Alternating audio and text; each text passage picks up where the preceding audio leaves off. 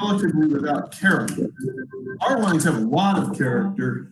What we have here is a wine with strawberries from Grenache and melons, which seems to be the terroir characteristic of the Bates Ranch.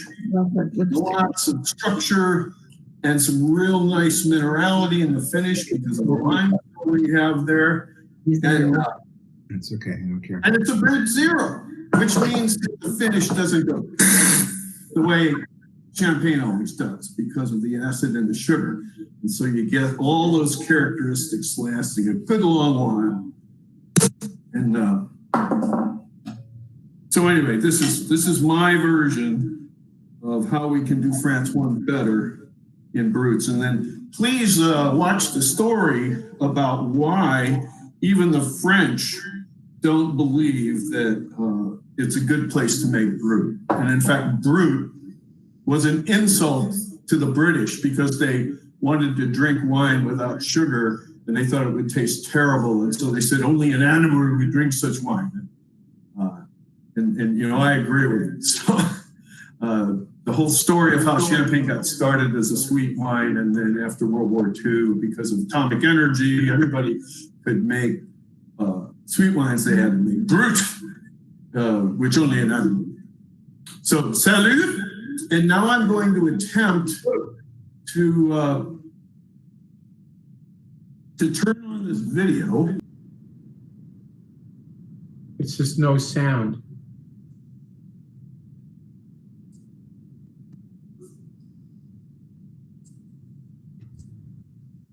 Yeah, we can't hear the video. Okay. All right. So I can send you a link. I haven't put it up on YouTube yet, but we could do it that way as well. And I guess you'll just have to watch it afterwards. Yes, I'll send it out to everyone. Okay.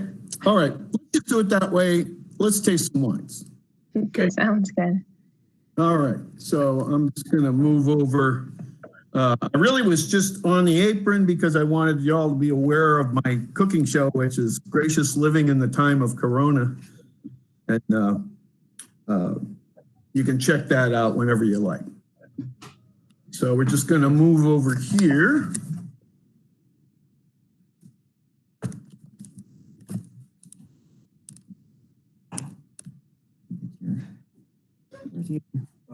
And sweetie, I'm going to ask you to.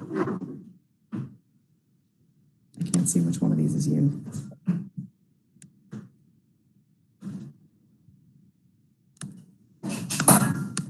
Looks like people need to turn their microphones on.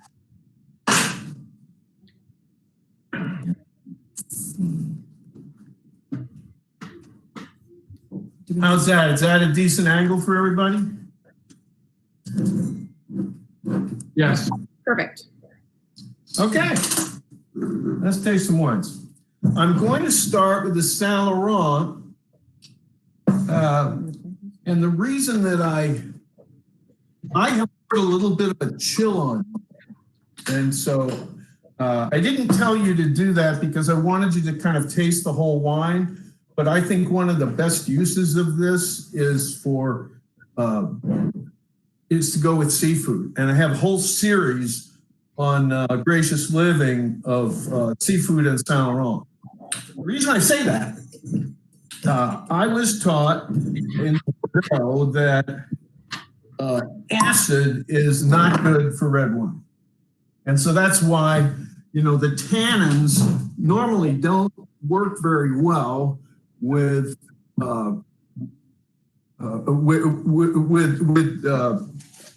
seafood. You want some acid there. But the problem with acidity in, let's say, a Cabernet is that it gives you more saliva.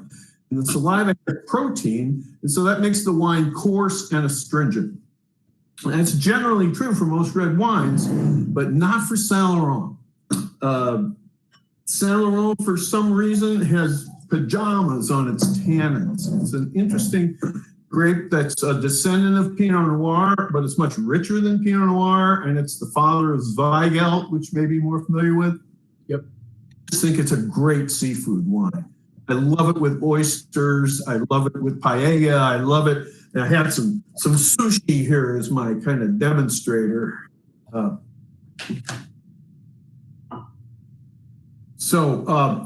You'll notice a bright element in the nose, and that's because this is a very tight cluster and can't be grown really in France or Germany because of the humidity. And so it needs a mountainous environment with a lot of UV so it doesn't rot. Well, we're in Carneros, and so the air is fairly dry, but I am concerned about rot. There's a whole chapter in my book about this technology of flash détente, which denatures rot and the enzymes, and also pulls off pyrazines. So it's a really interesting technology, and it does impart this brightness and give really good extraction. Yes, what you got? I was just waving back at somebody else, but I do I notice this almost a Selenic taste to this wine, which makes sense with the seafood, but was surprising to me. Yeah, it's like nothing else, isn't it? But if you close your eyes, you can almost think of this as a Sancerre. It has all the elements. It has that interesting herbal character and some rich structure, and it's got a fair degree of acidity. But that doesn't ruin the tannins, and it makes it a really good palate cleanser for a nice piece of salmon. I could see that.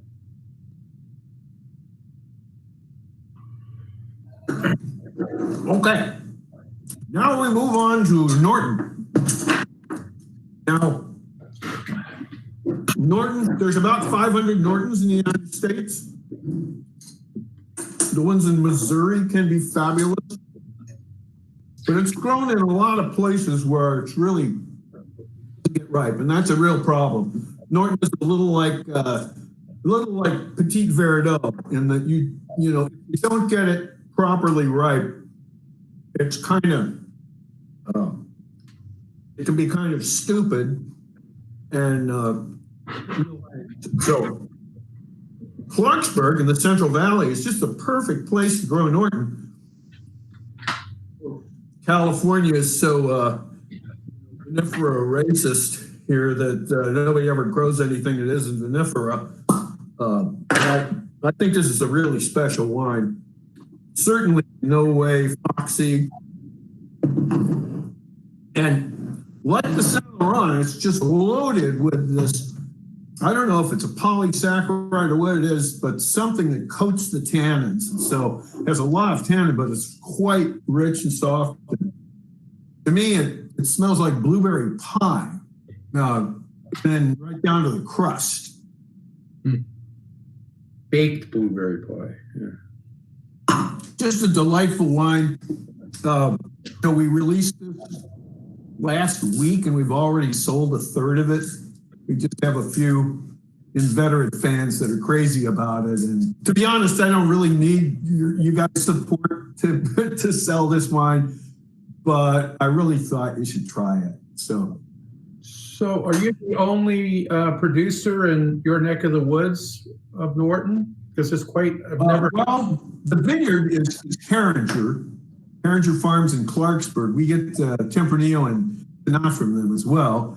And they make one, and off their own vineyard, and we do too. But as far as I know, it's the only Norton vineyard in the state.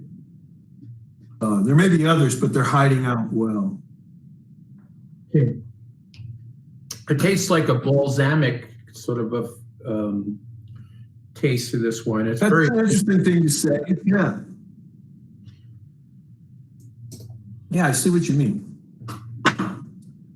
Okay, now Cab Franc. I've been making Cabernet Franc since 1993. I've made them in about 10 locations all over the state. And I've always had the problem that I get a Cab Franc that's either has a rich round core of fruit or has a tannic framing backbone. And until I came across Diamond Ridge in 2007, I had never found a vineyard that was really complete.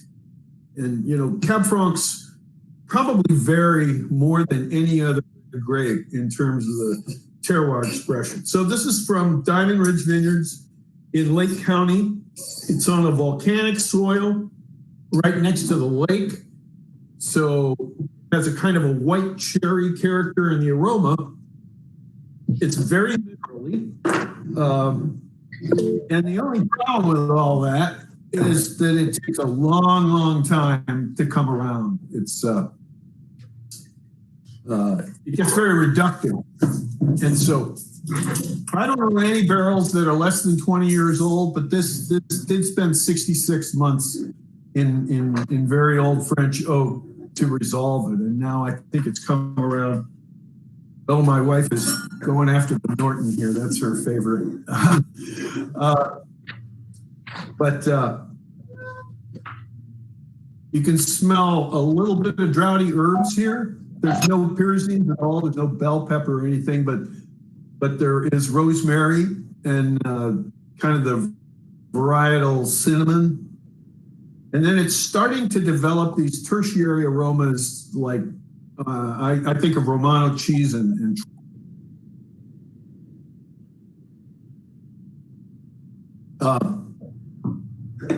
I'll also mention that I like to combine wine and music. And this one is just about the best combination I know is to take this wine in the dark with something on fire, candles or fireplace or something, and then turn on Bruce Springsteen's Jungle Land at very high volume. And, I'm going to try that. Wonderful. It's a wonderful combination. What's your? You don't have to put it up for Okay. What's that? You want to repeat that? up for us. Okay, here's the formula. You need a nice big glass of this, and you get in the dark with something on fire and Bruce Steen's Jungle Land at high volume. It's a 7-minute piece, and I guarantee you the wine will be all gone by the end of the piece. And it really plumbs the depths of it. You'll see. It's pretty neat. Okay, now so far I've been going pretty conventional winemaking here. Now we're going to do something that's a little different.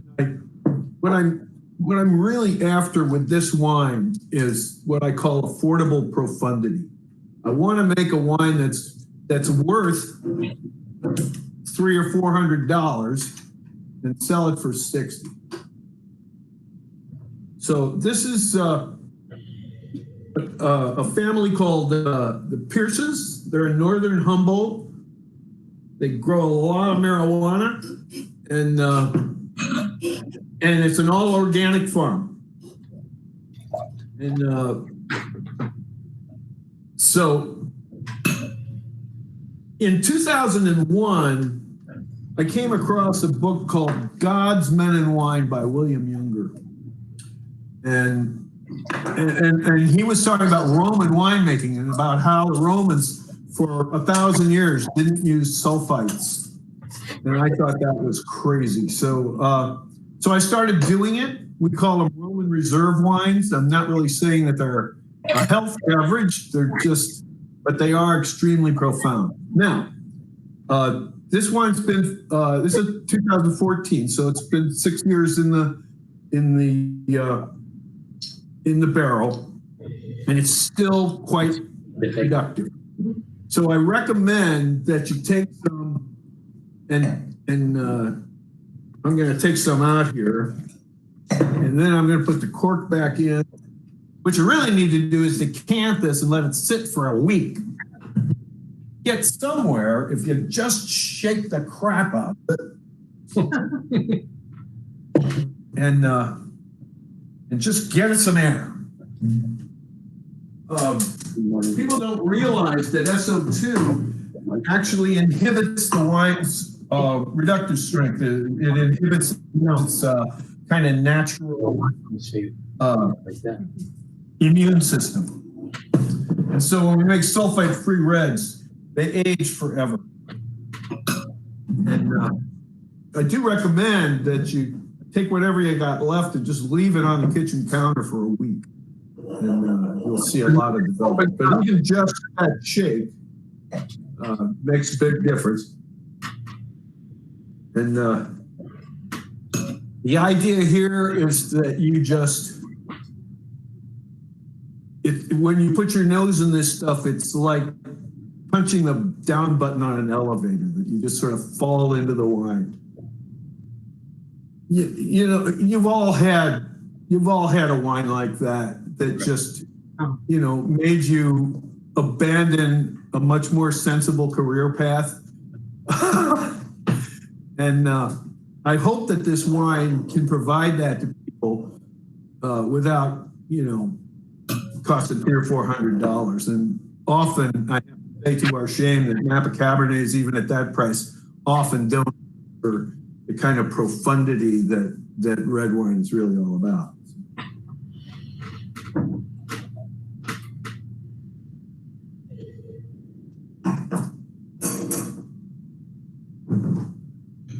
This one reminds me of Grandpa's pipe. It has a cherry tobacco taste. Yes, absolutely. It's partly, you know why Napa has such dark blue fruit No. in the aromas? Diesel exhaust. It's the tourists. It's what we call airwar. You know, up in northern Humboldt County, the air is very, very clean, and so you get this bright red fruit. This thing is it's about the majority of it is Merlot, and then we have maybe 20-20 on the Cab Sauv and the Petit Verdot, and then a little bit of Cab Franc and a little bit of Malbec. So it's got all of them. So a true Bordeaux blend. Yeah, and I think it's a fairly convincing made up knockoff. Okay, now let's get to the thing. I learned how to use biological oxygen, so-called microbrillage or microoxygenation in Navigon, which is sort of halfway between Bordeaux and the Pyrenees, with Patrick Ducournau and Inadev. Now that same appellation, if you make Petit Montsant, is called Pécherin de Viqueville.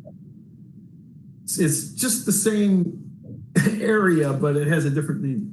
And so this is my version of a Pécherin de Viqueville, or might be a little more familiar with Jurançon. So it's an aromatic variety. It's very old.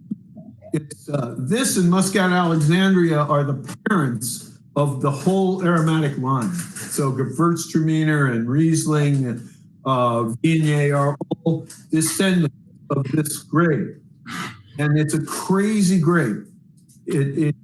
I'm sure you know that most wines come in around maybe 23, 24 bricks. The pHs are in the mid threes, and the TAs, the tradable acidities, are around 7 or 8 grams per liter. That's most wine. This stuff comes in at naturally 32.5 bricks. There's no botrytis. There's no raisoning. It just gets up to very high sugar, and it still has 12 grams per liter of acid and a pH of 2.9. It's insane. What that means is that, you know, thousands of years ago, they were able to take this wine and make a sweet wine, because it had so much sugar that it would just stick on its own at about 13% sugar and 8% alcohol. And that's what you have here. Then what we do is every year we add some fresh juice and re-ferment this. And then we save a barrel and some topping wine, about 70 gallons. That's kind of sort of a half-assed Solera. And so it has the development, the oxidation that happens in that barrel over each year. And then we put in fresh wine. So we have young and old wines together. And I put this kind of demonstrator platter of pastries, because none of this stuff, this is a chocolate eclair, a berry shortcake, a little pistachio cookie there, and a lemon tart. None of these things really work very well with Sauterne. Sauterne is great, but you really kind of want to drink it by itself because it's so heavy. And this has a delicacy to it. You might have Asti Spumante with some of these things. And this kind of functions the same way in that it's aromatically delicious, but it's not overbearing.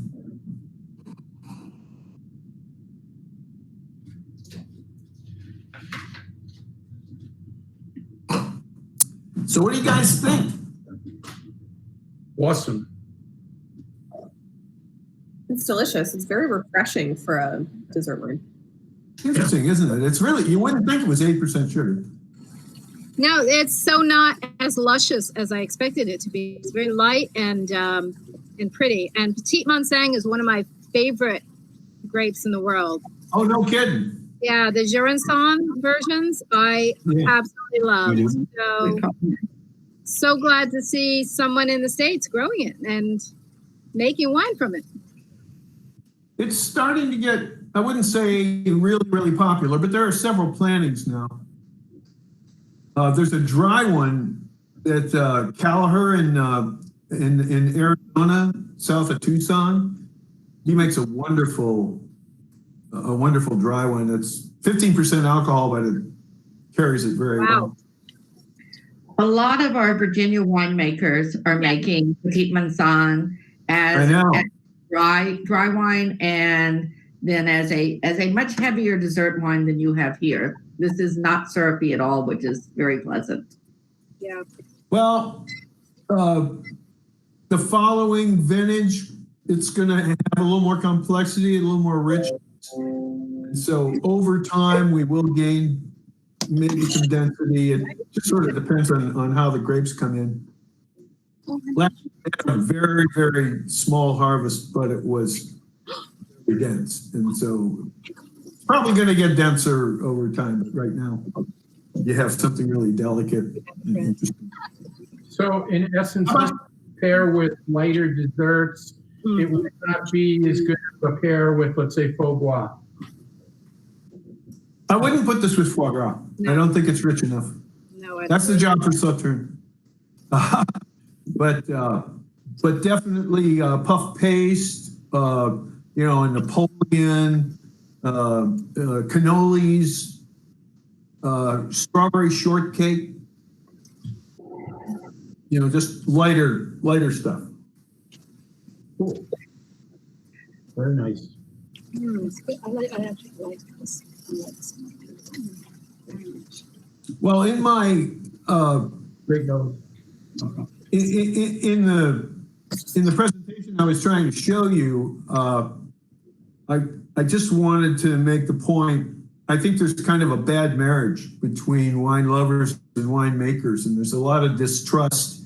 I'm right in the middle of it because I've developed a lot of new technologies for the wine industry.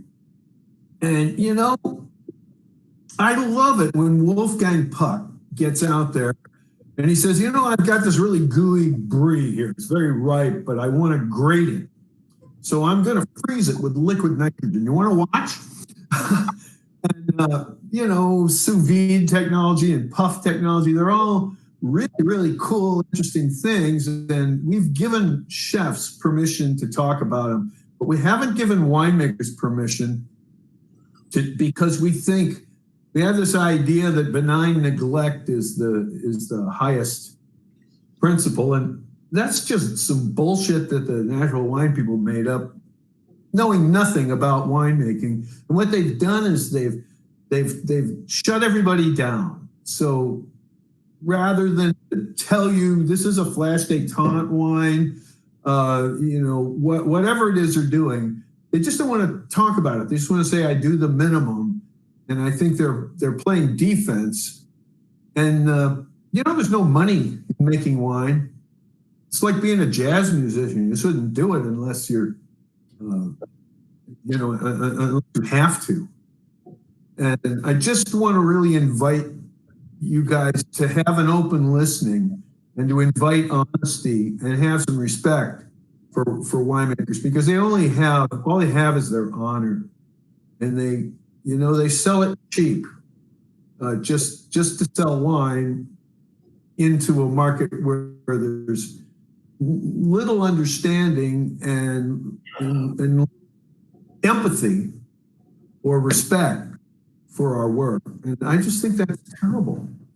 So that's a lot of why I wrote the book. And I invite you to, beat me up. I haven't done anything with my wines that I'm not proud to brag about. Can you tell us more about your background and how you got to winemaking? I know we're going to get this video link, but can we get it in your own words? Sure. Basically, my dad was a rocket scientist in the Apollo project, and I ended up at MIT in 1969. And there were just so many cool things going on there that I couldn't choose a major. And so when you get to your junior year, you have to choose. And I said, hell, it all looks good to me, but I think I'll figure it out. So I wandered out to California, got a job in a liquor store in 71, and then sold wine retail for about 6 years. And started making my first wine at home in 76. And then I worked in a winery called Vidercrest for 3 years. And then I went to Davis. So this is 9 years after I dropped out of MIT. But I knew a lot about wine at that point, and I got into Davis. And I knew enough to know that here and there they were really kind of full of shit. So, for example, they were telling me that if you breathe a wine, it can't possibly make a difference because they had no theory of how that could work. And I said, well, you may not have a theory. That doesn't mean it's not true. And I built R.H. Phillips in the 80s, took that from about 3,083 to about 300,000 cases in 1990. And, I think I was making wonderful and affordable white wines in the modern style. And my red wines were all shit. They were just terrible. And I didn't know what was wrong. I had been using the modern enological principles that I learned at Davis. And it turns out those work fine for modern whites, but they really don't work for reds. And so I hung out my shingle in 1990 as Winesmith Consulting, and I got a gig with the Benzigers where they sent me to France, and we did this international claret blending project and an educational center feasibility study. And they chained me to a reverse osmosis unit to make non-alcoholic wine. And so I spent a lot of time with the flavor companies, and all that kind of married together into an invention. Pascal had said when he came out here, he'd taste our wines and he'd go, well, your fruit isn't ripe. You need to get more ripeness, but if you do, then you'll have too much sugar and the wines will taste terrible. And I said, well, Pascal, you're picking in the rain into 21 bricks and then you're chucking in 20 grams of sugar in chaptalization to get balance. We just have to come up with a way to take sugar out, or as it turned out, to ferment the wines and pull the alcohol down. And so I invented a process using reverse osmosis to give us any alcohol we wanted without harming the world. And another embodiment that I patent was to be able to take VA out of wine. So that kind of went crazy. And we started a company called Vinovation in 1993 and fairly rapidly became the largest wine production consulting firm in the world. And I did that. Well, then we started attracting other technologies and probably the most important, InnoDev and Factor du Cournot, micro-oxygenation. And so I started to discover the answers to what was the matter with my red wine between my relationship with Pascal Ribeiro-Gaillon at the University of Bordeaux and then later du Cournot. By 2000, we were starting to put together a cooking school for winemakers. But that was also about the same time that Alice Firing dropped into the scene and the whole natural wine movement started to force people underground. And so we started lying to people. I think up until 1980, everybody was cool with the electricity and the stainless steel and the refrigeration and all that because you have it in your kitchen. So it didn't seem weird, but it really is weird. Nobody in the 19th century would even recognize a modern winery today. And I think those innovations were not always good things. I got a whole chapter in my book about the modern press and why, if we had just spent 5 minutes thinking about it, we would have understood that the basket press was really a better way to go than all these chain-driven, horizontal basket presses and tank presses and membrane presses, because we just didn't understand how it worked. I've always said never trust anything with an electric cord unless you know how it works. But if you know how it works, there's a lot of benefits there. And most of these wines, I use enological oxygen to create a rich light structure, a sort of tannin souffle, and I hope you can appreciate the textures there. And so now I'm mostly coaching small wineries all over the country, especially startups, because I love those people. I don't think there's anybody in the wine industry, and that includes on the trade side, that doesn't deserve respect because we all threw away, careers selling insurance and being a stockbroker or whatever that would have made a lot more money, just for the love of the human connection between the land and the human soul that happens around wine. And so that's what my life is really about now. So how many cases of your own wine do you make a year on average? Well, it used to be 1,000. My wife Ruthie joined the company and we needed to feed one more mouth. And so now we're trying to grow another 500 cases or so. So 15. And that's where we can really use your help.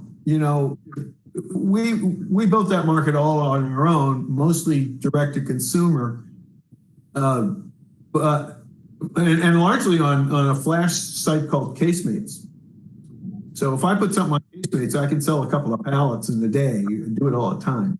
But they're only going to show 5 wines a year, and so we can really use some help in getting the word out on the whole line because we have about 10 wines.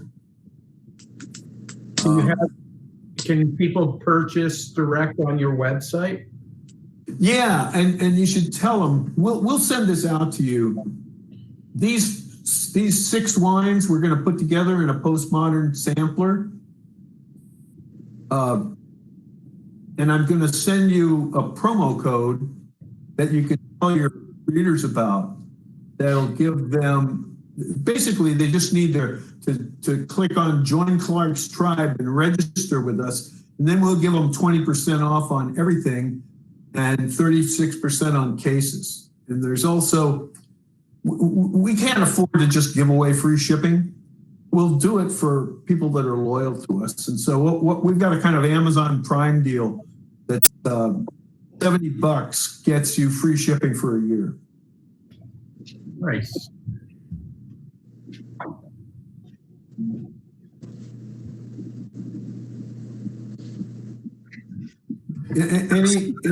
Any curiosity out there about any of these wine technologies?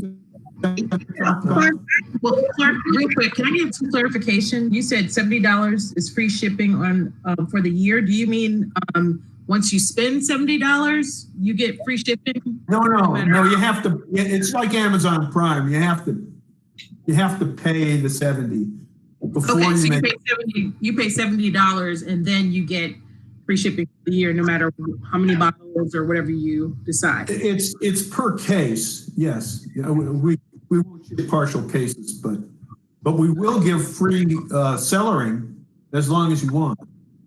So if you're limited in where you can store your wines, or you don't have good storage, then you can take a case at a time, and we don't charge to sell your wines.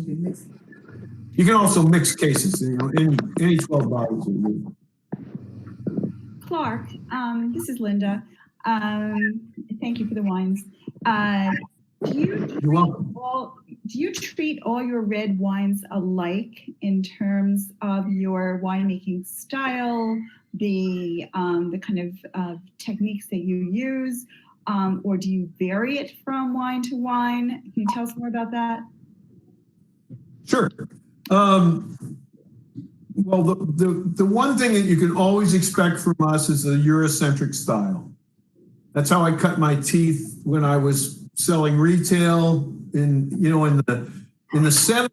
All the best wines were French and German and some Italian wines.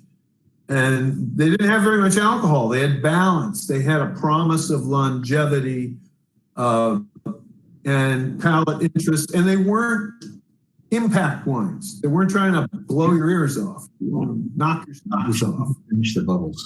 You're going to be fully closed all the way to the end of the bottle, but hopefully you'll be sorry that it's gone. So that's the general style that I'm shooting for, and I'm either trying to emulate a European tradition. So I think this Cab Franc is a fairly convincing Saint-Emilion knockoff. We make a Chardonnay called Faux Chablis that's that way.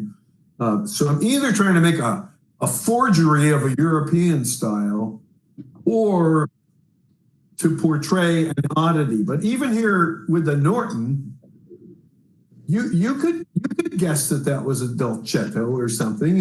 It's still made in that European mold, and I rarely make a wine that's over 14% alcohol. A lot of these are in the 12s.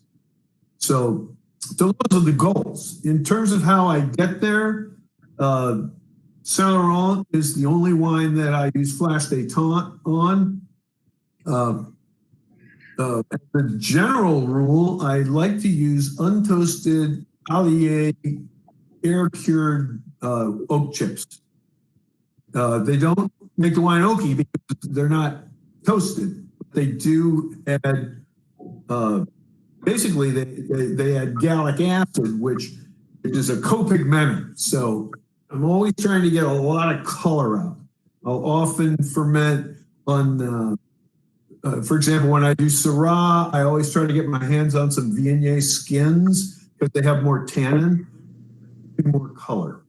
And color is part of the key to a fine structure, because it's kind of the end cap on polymerization. So you end up with these shorter, more stable, more refined little tannininis, if you like. I will in many cases, use microoxygenation right after fermentation. The Cab Franc and the Meritage saw that, and that stabilizes the color and gives us a rich, dense structure and a lot of longevity. And the other thing, I don't really do this. It's more like what I pick out for vineyards is I really like this mineral energy in the finish. And most of these wines have it. And that just comes from either organic practices. That's why it's in the Meritage, or volcanic soil like the Cab Franc, or the limestone that they have up in the Santa Cruz Mountains that's in all of our Grenache products. And then I think what I pretty much do is work hard on the wine to set it up for a good élevage. And so in other words, everything I did on this Meritage happened in the first 6 weeks. And then I just put it in a barrel and ignored it for 5 years. Check in on it. But I think most of the real virtue in these wines, I have nothing to do with. I don't even know how it works. But I try to set them up to be balanced and to be able to go the distance. You know, like a good parent. And then they work their magic, and I get to take credit. But I don't even know what's going on. What about as far as fining and filtering? I mean, that's, those are subjects that get the natural wine movement adherent kind of going. Where do you stand on what happens before it's bottled? Well, first of all, I apart from Laetitia Chacon, I don't know anybody in the natural wine movement that is entitled to any opinion about winemaking whatsoever. But I don't like to filter. I'm interested in structure. Now, I mean something different than the masters of wine mean about structure. When they're talking about structure, they're talking about sugar acid balance and alcohol balance. They're talking about balance. And they call it structure, but it's incorrect, in my opinion. I'm actually talking about colloids, macromolecular material suspended in the wine. Just like wine is a lot like chocolate that way. It's like an emulsion. It's like Béarnaise sauce. It's like, a consommé is just the solution of vegetable flavors. A bisque has real structure to it, and the reason I'm interested in that is that we get this property of aromatic integration from which we get soulfulness and profundity. So I don't like to screw that up with filtration. My approach in a wine like this is to just let it stabilize on its own so that it comes into what we call a microbial equilibrium, and there's no reason to filter it. Generally speaking, I don't filter unless there's a wine that simply isn't stable. The Petit Sang, we do sterile filter because we just don't want it to blow up. So would you say that you make wines for the wine geek? Because there's so much backstory about all the techniques and everything that you... No question about it. Yeah. I don't make wine for wine lovers because most of them just want something predictable. And even that's much more true in the time of COVID. You go to these flash sites and they just want Cabernet and they want it cheap. So most, and God love them, but they're not my customers. I make wine for people that are bored with the standard. I also make wine for people that are tired of impact wines. these horrible Napa Cabernet clown wines with 17% alcohol and 2% sugar and these dry raisiny tannins. I don't want to make wine like that. I want to make wine that has grace. So it's not entirely about the intellectual geekiness. I think somebody that appreciates the European style will love my wines, even if they never heard of the variety I'm making. So it's a little broader than just geeks, but for sure, they're the ones that are interested in the story. And I'm sure you guys are all geeks, but maybe your readers aren't. They don't look geeky, but you never know. Yeah, you can't tell by looking.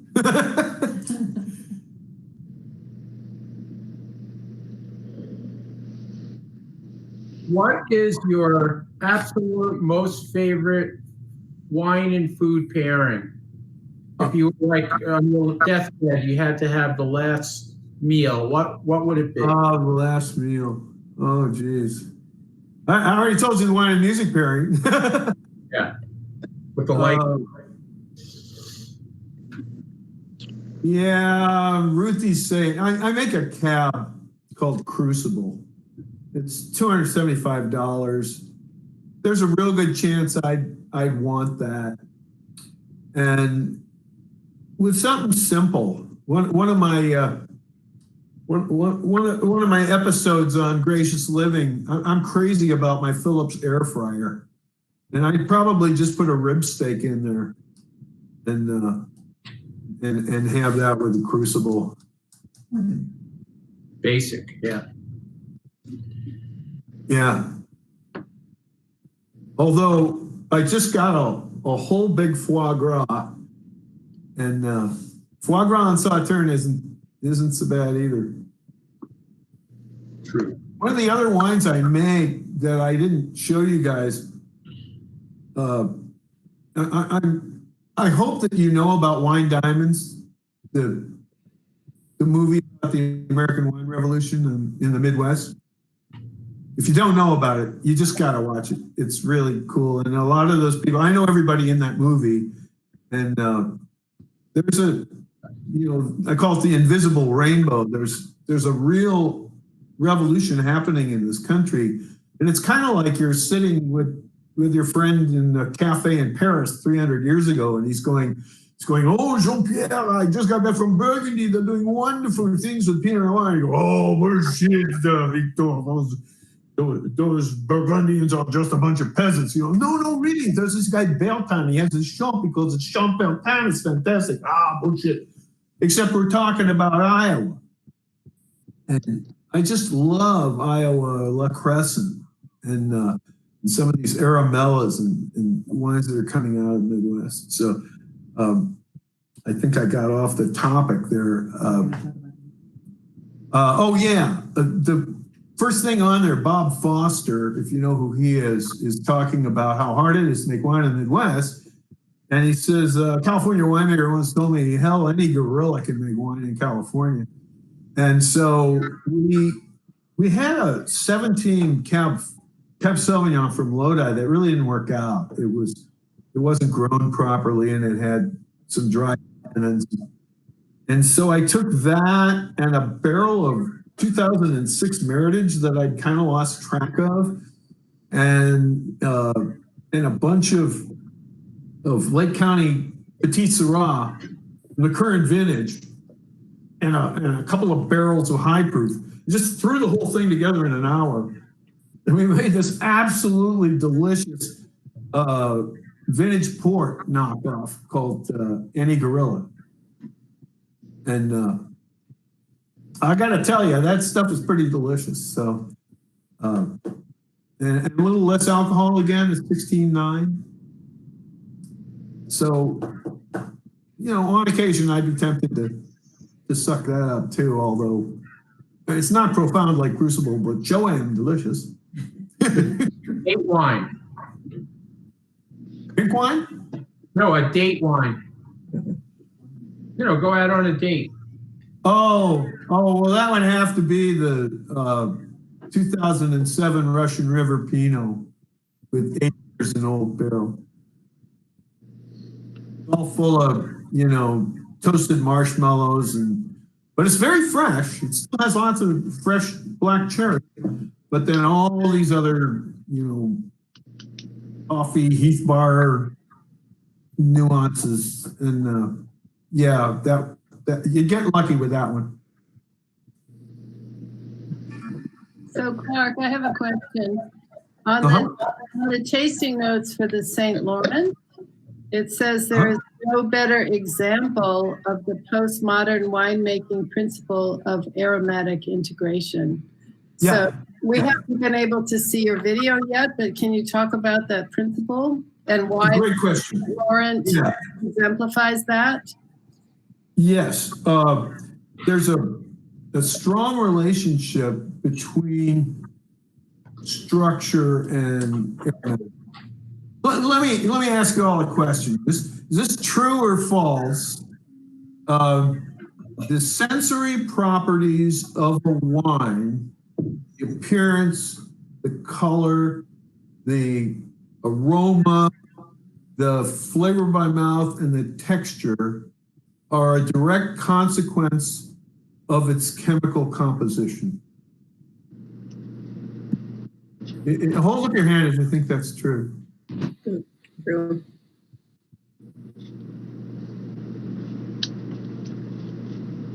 Well, let me ask you another question.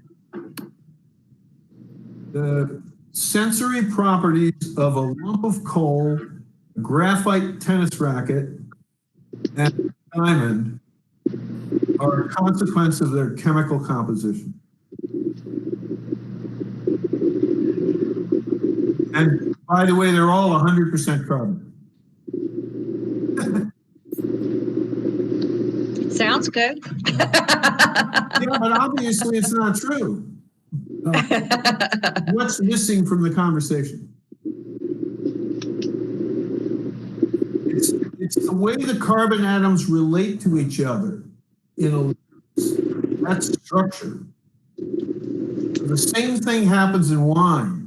One of the reasons that we use microoxygenation is if a wine has a lot of pyrazines, like a Monterey Merlot, we can actually pull those down into the wine. About 3 sins of a wine. Too much bell pepper, too much bat, too much oak. I put it to you that none of those are failures of composition, failures of structure. And that's because we don't teach structure building in winemaker school. That's the critical, and I think that's why these wines work so well. Saint Laurent builds its own structure. I don't have to do anything. It's just already there, and you can see it. It's this thick, dense, soft, fine.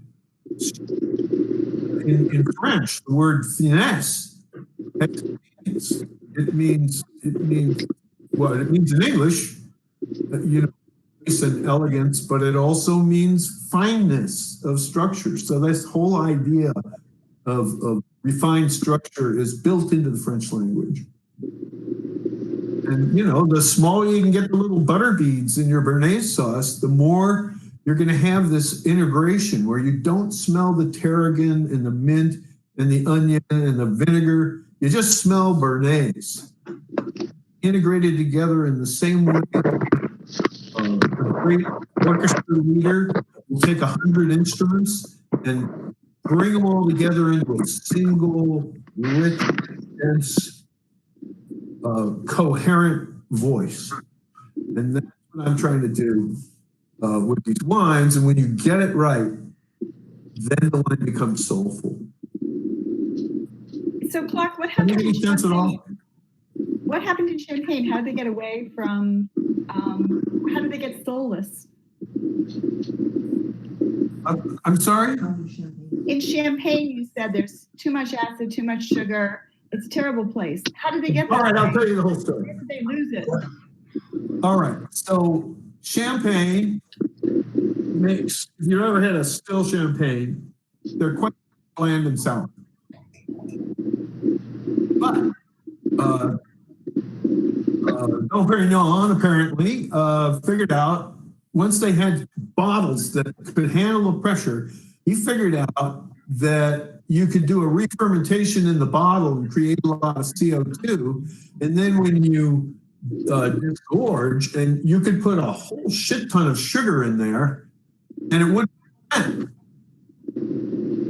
Maybe I should back up and tell you that the only reason that we make off-dry Rieslings and wines like, White Zinfandel, off-dry wines is because we have bubble pointable sterile filters. We can integrity test sterile filters, and those were originally developed in atomic piles right after World War II.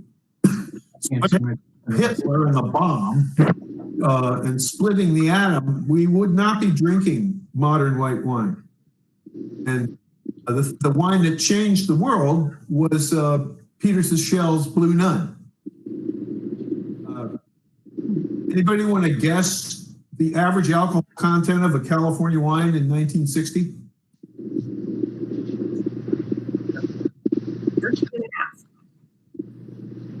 11%. 11. The answer is 18.5%. Okay, I was going to say 15, at least 15. We were 95% port and sherry. And then what was the average alcohol in 1970? I clearly don't know. The answer is 11%. And that's because we shifted to making Gallo, Chablis, and Rhine wine, and Sauterne, and Wenny Gray Riesling, and Weibel Green Hungarian. These were all Blue Nun knockoffs. Everything we drank in 1970 was a light, off-dry wine. Almost no red wine, and almost no port and sherry, less than 5%. So then, everything kind of stayed that way until 76, when we had the Judgment of Paris. And then all of a sudden, everybody got rid of those white wines. Of course, you also had the French Paradox, which was a switch to red wine, and it was all about making big wine. But that's how we figured we must have won in Paris, is that everybody thought the Chardonnay was Montrachet, because it's the only French white that has that kind of body. And ever since then, we've been chasing the big wine, and now the average California wine is 14.8% alcohol.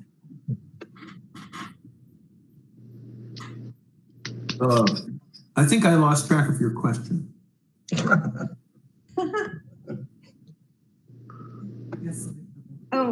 Champagne. Back to champagne. Okay. So you understand the importance of bubble pointing, integrity testable filters. Before that, wine was either port and sherry. I'm going back hundreds and hundreds of years.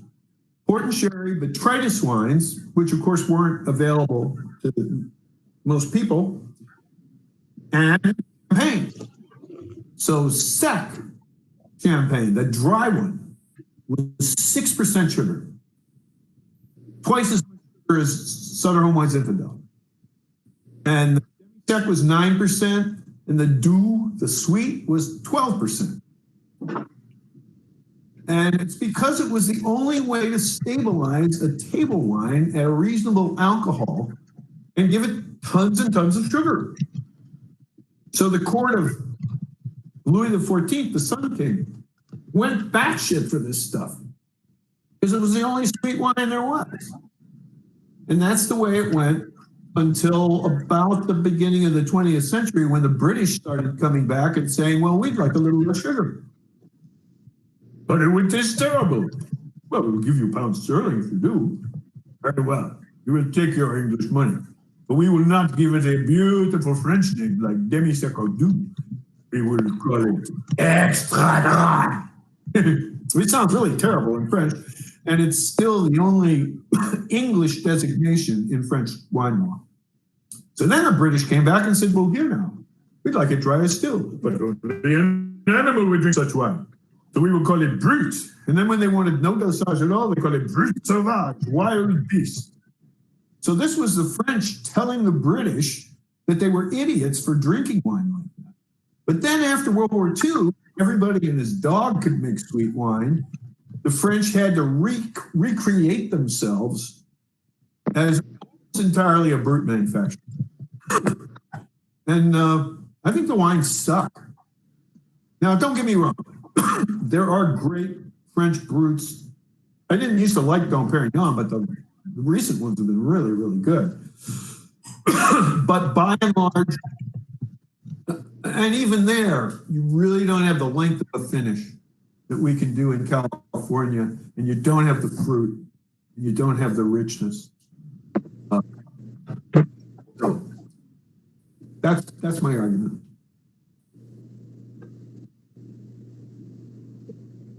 I have a quick question. Sorry, and excuse me for being late. About the sparkling Grenache. What made you decide to do a sparkling Grenache? Because I think this may be the first one that I've ever had. Randall Graham's got one, but well, I'll tell you, I've ever had. I tell you the truth about everything. So I love Provençal style rosé, and so I went to the Santa Cruz Mountain Vineyard in 2014, and I walked a vineyard, and there was a section of it that didn't have very much color. We never did find out whether it was a clonal difference, that they ran out of one clone and just started planting another one, but there's a line right in the middle of the vineyard. And it could be a soil thing, I don't know.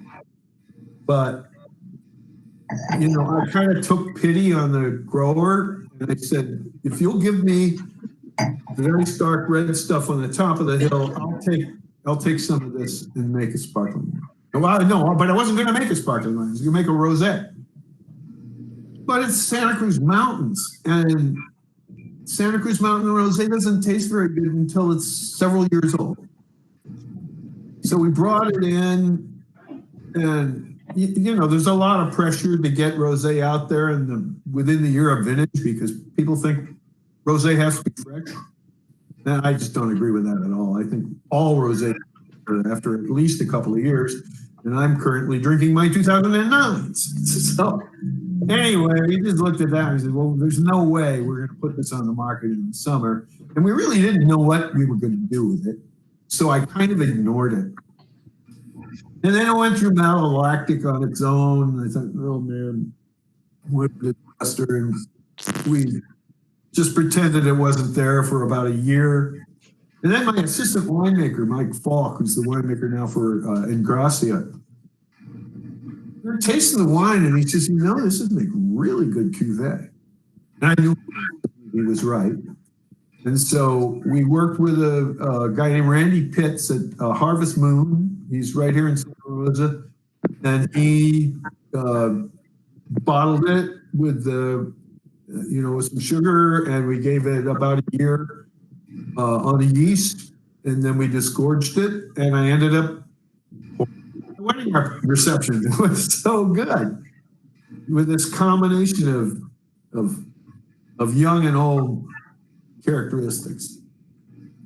So then in 2017, we did it on purpose and made a richer wine, picked it a little earlier, and that's the result. So I hope you guys like it, because we would like to sell it out and make some more. Well, Clark, I have another question. Okay. This bio that we got from Sarah said that you started the Winesmith Project in 1993, specializing in Eurocentric forgeries and oddities. So number one, what does that mean? Number two, so what are your passion projects now? What new things are you doing right now? Yeah, that's great. I think I kind of explained that I really have a European bent. I like wines with balance and longevity potential, and I don't care for impact wines. I've done a lot of experiments. If you go on my website, there's a whole drop-down menu for forgeries. And so I have a Chardonnay that's called Faux Chablis, and I have a Syrah, Hermitage style. It's actually the 2013 Syrah from the Ichipichi vineyard here. And the Cab Franc is listed as a Saint-Emilion knockoff, and I just always have somewhere in Europe, Saint Laurent, obviously, an Austrian knockoff. Fang is a Pêcherin de Victville or Duracell knockoff. So that's what I mean by forgeries. And really, part of what I'm trying to show is that if we only will, the California winemakers can make wines that are just as good as and in the same framework as European wines. That's much of what I set out to prove. Now, Faux Chablis, the problem with Faux Chablis is the 2005 is the current vintage. It takes 15 years to come around, just like a real Chablis. And the 2006 isn't really ready yet. So can't do that all forever. So the new projects that are still in the wings that we haven't released yet, one is a Tannat from Clarksburg. I originally learned the micro-box on Tannat because that's the grape of Madeira. We've got a terrific Tempranillo from Lake County that will be in the slow wine guide, along with the sparkling Grenache and the Meritage next year. We're making Zinfandel off of Grist Vineyard in Dry Creek in a kind of super Tuscan style. What am I forgetting? We've got some Lake County Malbec.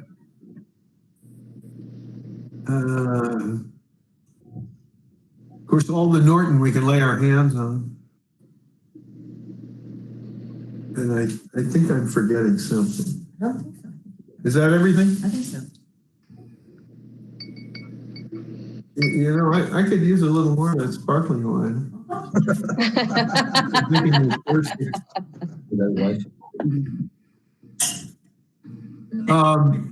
Can I make one suggestion, Clark? Please. This is regarding your website. So Yeah. if you guys have plans on updating it or not, I don't know if anybody mentioned it or not, or if I'm, it's a constant ongoing process, and I'd love to hear. Just one suggestion on your website. So sometimes I'm lazy and I look at websites from my iPhone. And so I look at the website from my iPhone and it's really not compatible. So it would just be a suggestion. Right. So, because a lot of people buy wine and your website. The majority. Yeah, that's definitely something in the works. Another thing that what we've had to do is bring all of our sites into one site. And the reason is there's a bunch of really nasty lawyers out there holding small wineries for ransom around ADA compliance. And so we've got a big project to get not only mobile compatibility, but also ADA compliance.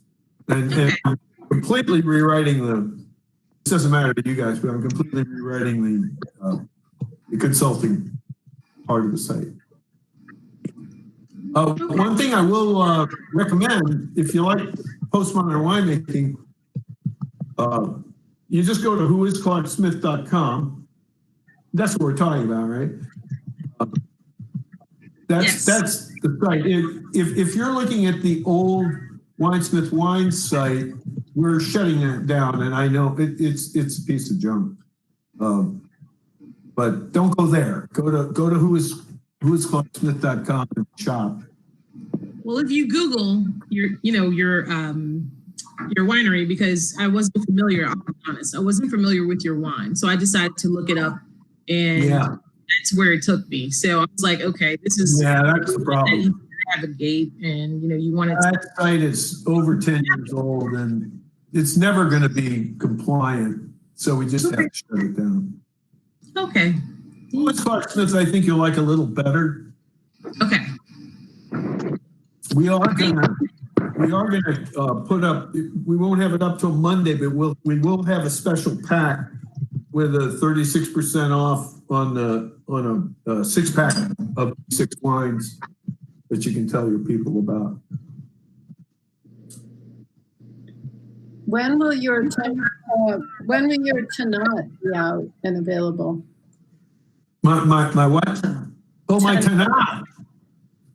Well, strangely enough, it's come pretty quickly. Oh, that's what we're missing is I think an Alexander Valley Petit Verdot. It's a beast, and it takes at least 4 years, maybe 5, to get out of the barrel. So we've got 17, 18, and 19 all stacked up, and they're all marvelous. And it'll be at least a year, maybe 2, till those come out. And that's what I was expecting of the Tanat. Every Tanat I've ever made, you just had to age it forever. But this Clarksburg stuff is very feminine. I mean, it's dense. It's not that it's a small wine. It's really rich, but it is absolutely gorgeous. It's almost like the Norton in having really nice, oily, feminine tannins. So I think the answer to your question is probably in the spring.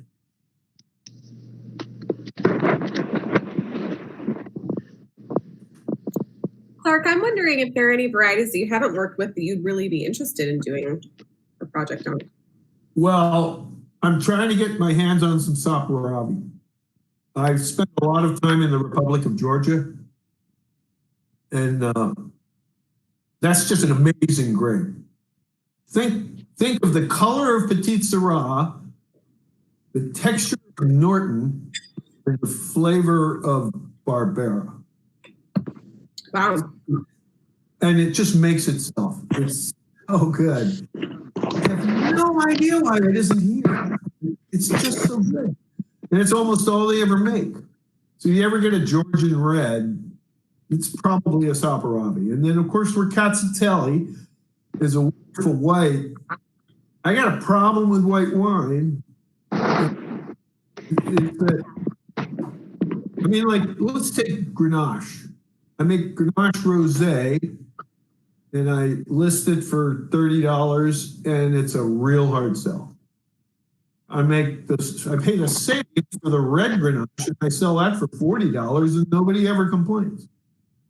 So the only way I could make the Cacciatelli would be in a style, in a clay pot style, fermented on the skins, and even then, I think I'd be really challenged to be able to get it out there. Now, I have to be honest with you, the way a winery like mine has to play this game is that we post the retail prices higher than we think they're really going to sell for. And then we give discounts. So you can pretty much get 20% discount out of me if you have a pulse.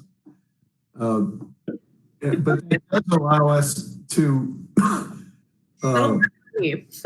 exist in the 3-tier system and offer prices where where a shop can pick up the wine and outcompete us for what it says on our web.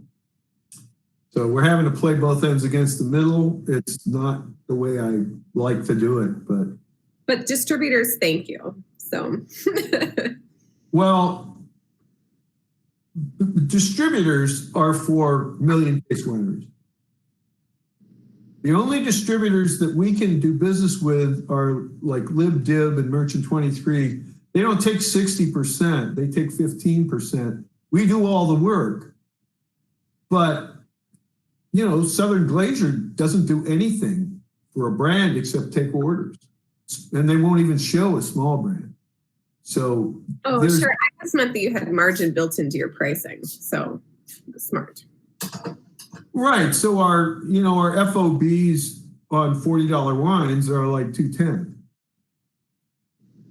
So that can work on the, you put 15% on top of that, and then that can work on the retail shelf for, somewhere in the high 20s.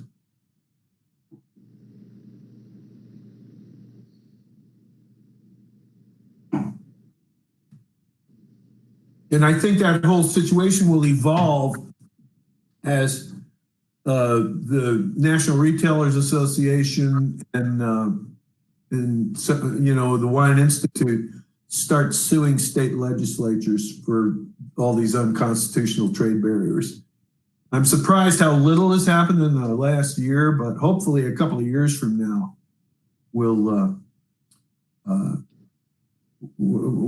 it's just going to happen one state at a time, and that's something that you guys could definitely do. So just simply explain to your readers that they're getting screwed, and they need to speak up, because otherwise it's just all fat cat distributors and lobbyists that are holding the rest of us hostage.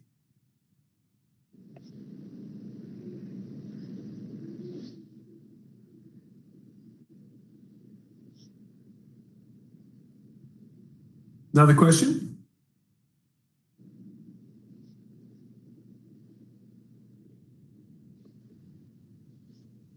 I see. Okay. Well, we have a tradition in Sonoma. How close are we to? Oh, we're still an hour away. At 8 o'clock every evening, we go outside onto our balconies and we howl for the the healthcare frontliners.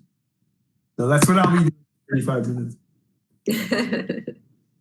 Fantastic. I really I really am humbled that all you guys came into this.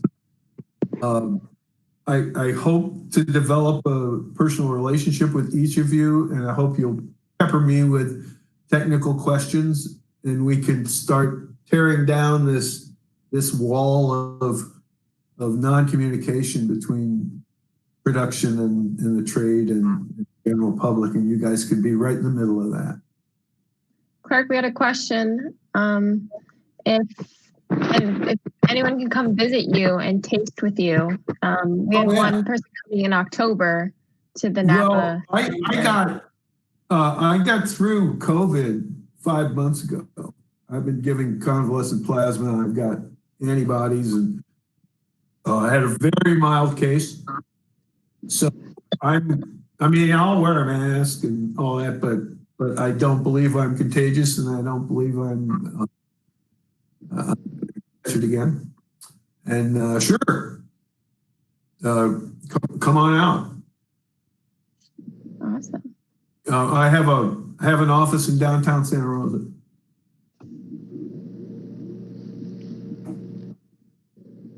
She said, "Great. We'll wear masks. Thanks." Awesome. And I hope to get out into all of your markets too. We have a lot of, I guess we have about 2,500 DTC clients all over the country, and quite a few in each of your markets. So I hope you'll send me your articles, and we'll push them out to our own people. Yes, I can forward those on too as well. Anyone I see. Oh, great. Okay. Awesome. Well, thank you everyone for joining us. Thank you so much, Clark, for the fantastic information and the wonderful wines. Sarah, you did a great job organizing this thing. Thank you. Couldn't have done it without you. So Thank you. This was a real treat. So I really appreciate it. Excellent. Great. And so I'll stop the recording and then I will send that out to you, as well as the video that Clark will send to me of himself. Yeah, I'll shoot it right out. Do you want me to just put it up on YouTube? Yeah, you can do that and then just send over the link. Yeah, that's probably the easy way. Yeah, great. Fantastic. Well, awesome. Well, it's great to spend the evening with everybody. So thank you. Thank you for letting, I think I may have slipped a little bit past my 30-minute time limit. Just by Thanks a few for minutes, but looking it's over okay. We enjoyed it. Great. Okay.